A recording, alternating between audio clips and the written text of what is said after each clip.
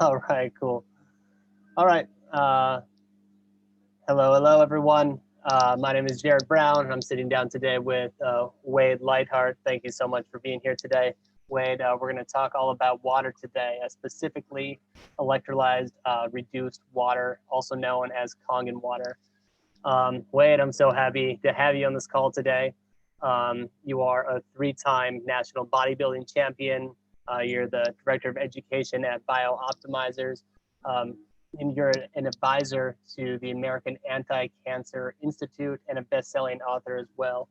I was mostly excited to have you here today because you have this really diverse portfolio or resume, but there seems to be a common theme with wanting to holistically help people. If you could just take like a minute or two and kind of introduce yourself, tell us a little bit about yourself and what you're all about. Sure. I grew up Canadian in the north, rural area. When I was 15 years old, three things happened in my life that changed my life. One, we moved to a very rural area. I had a lot of time to spend by myself and think. 5 miles to my nearest neighbor, telephone poles, that other thing. Two, my sister got diagnosed with Hodgkin's disease, which was a form of cancer, and I watched her go through the medical model before she died at the age of 22. She was 4 years my senior. So I learned there, your life isn't a guarantee, your health isn't a guarantee. The other thing I learned is, while she was getting her treatment, I was like, we'd take her home from the hospital and stuff, and she'd have to get out, and she'd have to vomit maybe 5 or 6 times on the 55 miles drive to our house. And I remember just as a naive way going, Jesus, this doesn't seem like this is a health, like if you want more health, I think you would get healthy. Like the cure shouldn't be worse than the disease. So in that naive way, that led me to study exercise physiology. The third thing she did, she handed me a bodybuilding magazine. And on the cover of that was a blonde-haired guy.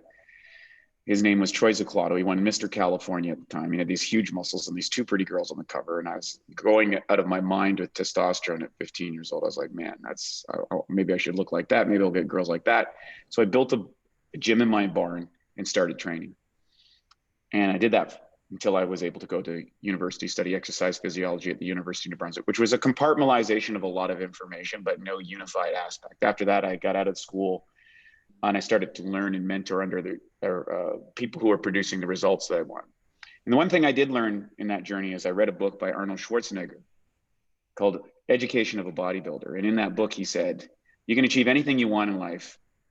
You have hard work, a positive attitude, and self-discipline. Well, I had heard the hard work story. Everybody I knew worked hard. But positive attitude and self-discipline were new concepts to me. And I applied them through my bodybuilding career and worked in every single facet of the health industry. From being a personal trainer, a sponsored athlete, a product formulator, a book person, worked in the warehouses. I owned my own retail store and shake bar, and eventually began to write books in the area as my career went on, and founded a supplement company called BiOptimizers, which is still in business today, doing extremely well. We're kind of like one of the de facto biohacking companies, bionutrition and health optimization companies in the world today. And in 2007, I was introduced to this Kangen water. I was running a holistic health clinic in Vancouver, British Columbia. And these guys came in here knowing my athletic background and wanted me to endorse and say, hey, this product's great. And I was very skeptical. And these guys are very persistent to even get me to go to a meeting because I just wanted to blow them off because it sounded too good to be true. I wasn't into their economic mold, and I wasn't so sure of the motives of these individuals. However, they were so persistent, I finally said, I'm going to go blow it up. I initially tried the water. It felt different in my mouth. It absorbed differently. And I was like, something different about this. So I reckoned that we're 75% water. I'm about 200 pounds. So that means I need to exchange 150 pounds of water in my body. With all this restructured and low osmotic pressure and electrolyzed water, all this stuff was true, and all this stuff that they were talking about, it's like, that's all well and fine. Let me just apply it because I know how well I can train. I know how I can recover. I know these things which are true to me. So I did it. I drank 2 gallons of water every day for the next few weeks. because I wanted to put it to the test. And I believed it was like changing the oil in my car. If I changed all the water in my body, it'd be like changing all the oil in my car. I can't just change a quart, you got to change all of it. So I did. Now the results were extraordinary. Number one, I noticed change in body composition. Number two, I noticed the delayed onset muscle soreness, which was normally associated with my training, was really diminished. And I didn't have the brain fog that I had before. My joints felt better than they ever had. And I noticed that this water seemed to absorb in my body better. When I actually took an electro-interstitial water scan, I noticed that the water partitioning inside my body was superior than anything else I'd ever drank before. So I was like, there's something to this. And I had more energy, interesting enough. Like, and that's a funny thing, because you know how many sets you can do, you know how much working out. I was like, well, that's such a obtuse statement. You're like, is that really true? So I was like, maybe I'm having, maybe that, like, I got programmed. Maybe I'm having, you know, one of those, I believe it, therefore it works kind of phenomenons. So I said, well, I know something that you can't fake, and that is the results in a national competition. Now, I had been retired for 3.5 years. And there was an upcoming competition. I called up and I said, hey, I think I want to do the show. Because I had won in the past, they said, well, sure, you'll show up in shape, no problem. I had 3.5 weeks to get ready. Normally this is like, I would get ready, it would take 20 weeks, minimum 12. I'd been training, but not at a competitive level. So long story short, I drank a ferocious amount of water. I engaged in a training regimen that was not possible for me to recover from under any other circumstances. Not possible. But what the water was able to do is flush the lactic acid that we normally associated with the training, and my recovery boosted. I went in, I won both levels of my class. I went back to the World Championships, and instead of placing 13th like I did the first time, I placed 5th, which is really the upper levels of my genetics. Like the guys in first and second, I wasn't going to beat them. 3rd to 7th, we were all this, you know, we could have interchanged us. The guys that were 1 and 2, I'm never going to beat them. And that was great. That put a capper on my career. And I said, you know, I'm satisfied, I'm happy. But the beautiful thing was, I didn't have all the negative associations that I had that forced me into retirement after my first Mr. Universe contest. I had a bunch of weight gain, I had joint pain, I really compromised my health that first time. And although I was able to meet the performance requirements, I was compromising my health. And this time, I was able to meet the performance requirements at a higher level, and I didn't compromise my health. And at that point, I began sharing and educating people.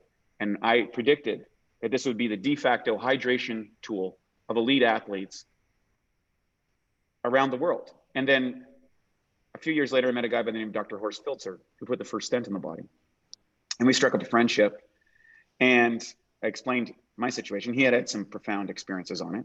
And he set about setting a set of studies. And not that long ago, he published these peer-reviewed studies where he was able to demonstrate in high-performance athletes that, number one, it improves energy performance at the mitochondria. Number two, it serves as an antioxidant to scavenge free radicals. And number three, it reduces delayed onset muscle soreness in athletes at a higher rate than any other hydration beverage that they had access to or have tested. And he did this in conjunction with Shan Stratton, who is a who's who sports nutritionist with a variety of professional sports teams in Major League Baseball, Major League Football. And I was like, wow. So he actually proved what happened to me 10 years ago. So that was the water. And now it's, you know, it's pervasive in an incredible array of elite level athletic programs. Absolutely. Yeah. I mean, a number of professional sports organizations have come out and endorsed it, as well as many athletes themselves. So can you touch on that really quickly again for, you know, you touched a little bit about cellular hydration, flushing lactic acid, and reducing muscle soreness. So for somebody that really wants to know what's going on, what the water is actually doing, can you just touch on that really briefly again? Sure. So I think what a lot of people don't understand, and there's a lot of misidentifications about what this water is. And people think, oh, it's alkaline water. No, it's called reduced water, which means the electrolysis process changes the osmotic pressure of water. Your cells run at what's called 80 dynes of osmotic pressure. And in order for water to enter into that cell really easily through the aquaporins, which controls that, you need to have lower water pressure. And the literature would say it's reduced water, and basically it reduces the osmotic pressure of the water by breaking up some of the clusters of the water, and that allows your body to absorb this at a lower pressure gradient into the cells, which pushes out the metabolic waste produced from exercise out of the cell and into the lymphatic system and out of the body. That's really what it boils down to. And I believe that one of the reasons there is a proliferation, this is a theory, that's a proof, this is a theory. One of my reasons that I believe that there's so much pervasiveness of concussions is because the beverages that people are drinking have a higher osmotic pressure, are sitting outside of the cell, not inside the cell. They're extracellular water, not intracellular water. And because of that, the cell is actually dehydrated on the inside and overhydrated on the outside, which makes you more susceptible to concussions. And I do believe this is why this happened. When we were kids, we didn't wear seatbelts. The car would stop, we'd smash our heads against the wall, we'd hit ourselves with baseball bats, we'd run into baseball trees. Nobody had concussions, everybody was fine. Now everybody's got a concussion if they get hit with a tennis ball, for Pete's sakes. I believe this is regular to, but that's a theory. That's not proven. I want to be clear about that. But it wasn't proven 10 years ago or 13 years ago that what was happening from a training effect. I believe eventually hydration will be a key component to concussion protocols. Absolutely. We talk a lot about diet and nutrition, but we really don't take into consideration the quality of water that we're consuming. So from an athletic standpoint, it's pretty much a no-brainer from optimal performance to recovery time. But let's switch gears a little bit here because it goes far beyond athletic performance, right? We believe that it's a cornerstone to optimal health and wellness in all people. You're an advisor to the American Anti-Cancer Institute, and I noticed on their website that reduced water is the number one thing that they recommend, both for existing cancer patients and for preventative medicine as well. So can you go into that a little bit and, into just the average health and wellness and preventative medicine behind it? Yeah. So first and foremost, I want to make sure that I'm not giving any medical advice. You have to say that from a legal standpoint. And what I can say is that proper hydration, most of the population, there's an array of data about this, are chronically dehydrated and dependent on simple refined sugars, which allow cancer to go wild in those early stages. Particularly, most cancers are anaerobic, and that means they grow in high acidic. They live on carbohydrate, sugars, and in low oxygen environments. And one of the things that Kangen Water does is it increases hydration, improves alkalinity, and increases oxygen or mitochondrial energy production. So there's less reliance on carbohydrates, or refined carbohydrates in particular, which is so pervasive in the human diet right now. So those things are very big advocates. The other thing is the electrical-based antioxidants serve as an antioxidants, which are free radical scavengers. And cancer is a mutation, and it causes cellular damage and mutations at the DNA. And so anytime that you can take anything that reduces free radical damage, which is inflammation, which is the silent killer. You can't feel it, taste it, touch it, smell it, but it's going on and it's part of the aging process. Anytime that you can reduce your collective free radical damage, you are moving towards a health thing. And the thing is today, it's very hard to get food in its natural state. It's very hard to get all of the nutrients that you require from a regular diet. It's virtually impossible. And there is a vast and growing array of free radical contaminants through chemicals and dyes and preservatives, plastics, and all sorts of agents, which are compromising people and make them more susceptible to these type of illnesses. And so I believe that Kangen water is something that allows your body to hydrate better, allows you to provide more electrical antioxidants, allows your body to have better oxygen carrying capacity at the cells, reduce the acidic environment. And I think all of those things are good preventative maintenances, either before one has cancer or post cancer treatment, or even during cancer treatment, as a way to bulwark against the vast arrays that are used in treatment. And so that's one of the things that I suggest people do, and as an advisor to the American Cancer Institute, and it certainly it helps people who are wanting to avoid that, and certainly wanting to alleviate some of the challenges that go with cancer treatment or post-cancer treatment. Absolutely, absolutely. Yeah, just speaking from my personal experience, when I first started consuming the water, I was having, some digestive issues, some chronic fatigue, a lot of brain fog going on. And I did a little experiment where I drank it every day for 30 days. And at the end of 30 days, I couldn't believe, my skin had cleared up. All of the issues I was experiencing were pretty much completely gone. I felt like myself again and really able to optimally function throughout my day. So yeah, not just as a healing ailment, but to be able to show up as our optimal selves. So what would you say to somebody? We hear this a lot, that I think it might be a misconception around alkaline water versus reduced water, that drinking too much of it could alkalize the system or could be harmful. Your body has a number of mechanisms to regulate blood pH, which is where most of the confusion arises, and a little bit of information is dangerous. And so your blood pH has to stay in a narrow band.